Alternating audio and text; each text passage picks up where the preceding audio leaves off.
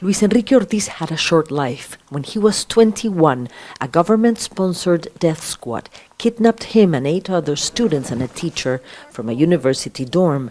They were tortured, killed, and their remains disappeared. It was 1992. It was hard for us to understand how a person could disappear in this way. It was hard for us to process this story. His younger sister Gisela turned her life into a quest for justice more than 30 years ago.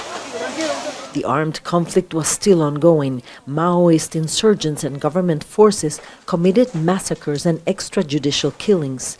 When the 20-year-old civil war ended in 2000, officials say 69,000 people had died, most of them poor Andean Peruvians. Ortiz says justice was served when the late former President Alberto Fujimori was convicted for human rights violations. But last Wednesday, Congress approved a law granting amnesty to military and police involved in atrocities.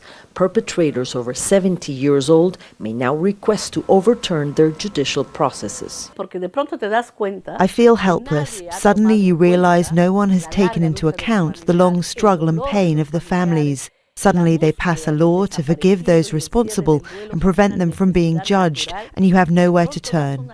The most powerful party in Congress, that of Keiko Fujimori, daughter of the former president, sponsored the law. They have been illegally prosecuted. 30 or 40 years after the events took place, they continue to be tried in trials that never end. It is necessary to put an end to this completely illegal and irregular situation.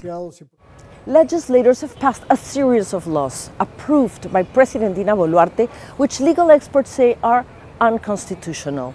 This week, Human Rights Watch issued a report saying Congress and the government are working together to undermine judicial independence and the ability to fight and prosecute organized crime.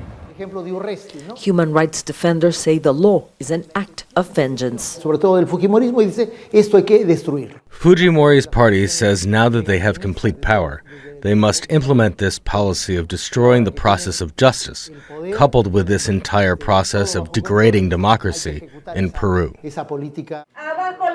Hundreds of cases may go unpunished.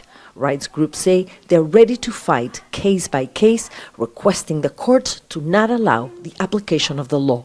Mariana Sanchez, Al Jazeera, Lima. Make sure to subscribe to our channel to get the latest news from Al Jazeera.